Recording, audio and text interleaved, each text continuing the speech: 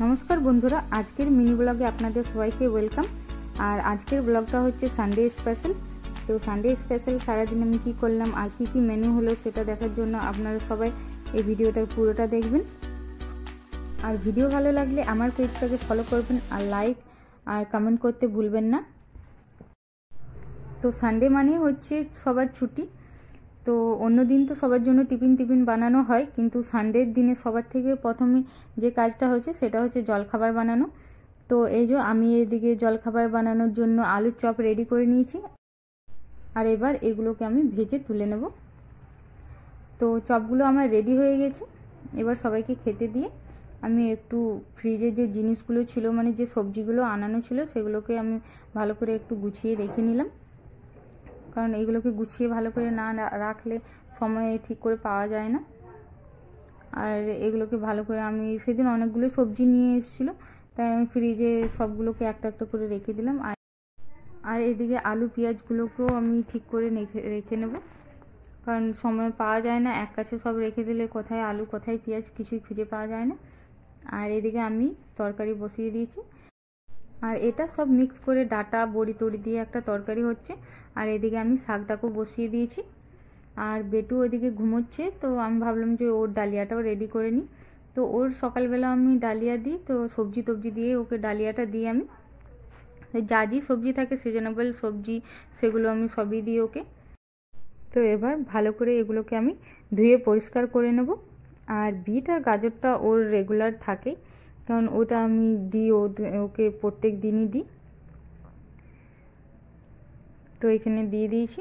এবার এগুলোকে আমি ভালো করে ধুয়ে পরিষ্কার করে সেদ্ধ হতে দিয়ে দেব। আর এর মধ্যে আমার শাকটা হয়ে গেছে। আর এখানে আরও একটা আমি সবজি করছি, সেটা সব মিক্স করে। আজকে খুব বেশি তেল মশলা দেব না সবজির মধ্যে।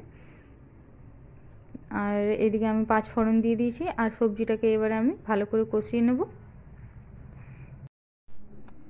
আর এটা সব মিক্স করে একটা সবজি, এটাতে খুব বেশি মশলা লাগে না, খুব বেশি মশলা দেবো না।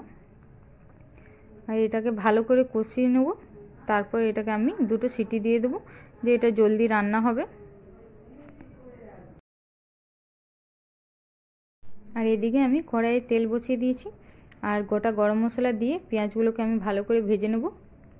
আর এদিকে আমি মাটনটাকে যেভাবে আমি অন্যবারে ম্যারিনেশন করে রাখি সেরকমই করা আছে, তাই আর ওই ভিডিওটা দিলাম না। এবার এগুলোকে আমি ভালো করে কষিয়ে নেব। মাটনটা আমি দিয়ে দিলাম। আর মাটনটা দিয়ে এখন ভালো করে, এটা শুধু কষানোরই কাজ। মাটনটা দিয়ে ভালো করে না কষলে মাটন খেতে কিন্তু ভালো লাগে না। তো এবার মাটনটা আমার কষানো হয়ে গেছে। তো এবার আমি মাটনটাকে প্রেসার কুকারে সিটি দিয়ে নেব। আর মাটনটা খুব ভালো কষানো হয়ে গেছে। আর এদিকে বেটু ঘুম থেকে উঠে খেলতে বসে গেছে। দুপুরবেলা একটু ঘুম পাড়িয়ে দিয়েছিলাম, ঘুম থেকে উঠে ও খেলতে বসে গেছে। আর বাচ্চাদের তো দুপুরবেলা একটু ঘুমই আসে না, এরও তাই ঘুমোতেই চায় না। আর আজ একটু বাইরে যাব, তাই ওকে ভাবলাম একটু রেডি করে দেব। তো এই দেখুন খেলতে বসে গেছে আর রেডি হতেও চায় না। তো তাও কোনোরকম করে ওকে রেডি করে নিয়ে আমরা একটু বাইরে বেরিয়ে পড়েছিলাম হাঁটতে। আর বেটু বাইরে খুব ঘুরতে পছন্দ করে, তাই ওকে নিয়ে মাঝে মধ্যে বাইরে চলে এসি। আর এদিকে কটা বেটুর জিনিস কেনার ছিল, তো চলে এলাম মলে। তো এখানে আমি কতগুলো টপ দেখছিলাম, তো এগুলো আমার সাইজের একদমই নয়, খুবই বড় বড়, তাই এগুলোকে আর নিলাম না। আর বেটুর কতগুলো জিনিস কেনার ছিল, কারণ গরম খুব পড়ে গেছে, তাই ওর জন্য কিছু গরম কাপড় কেনার ছিল, মানে গরমের জন্য যেগুলো পরবে, গেঞ্জি বা এই হাফ প্যান্ট ওইগুলো কেনার ছিল। তো ওইগুলোই আমি দেখছিলাম। তো এখানে বেশ কটা গেঞ্জি আমার পছন্দ লেগেছে, তো আমি নিয়ে নিলাম। আর এই গেঞ্জিটা আমার খুবই পছন্দ লাগছিল, এই কালারটা কিন্তু খুব মিষ্টি। তো আমি ভাবলাম এটা বেটুর জন্য এটাও নিয়ে নিই। আর ব্লু কালারটাও খুব মিষ্টি, তো ওটাও নিয়ে নিলাম আমি। আর এইদিকে আমি বেটুর জন্য কতগুলো প্যান্ট দেখছিলাম, কারণ এখন গরম পড়েছে, তো বারবার সে মেঝেতে বসছে নোংরা করছে, তো ভাবলাম কতগুলো প্যান্টও নিয়ে নিই ওর জন্য। তো এখানে ওরই কতগুলো জিনিস কিনলাম।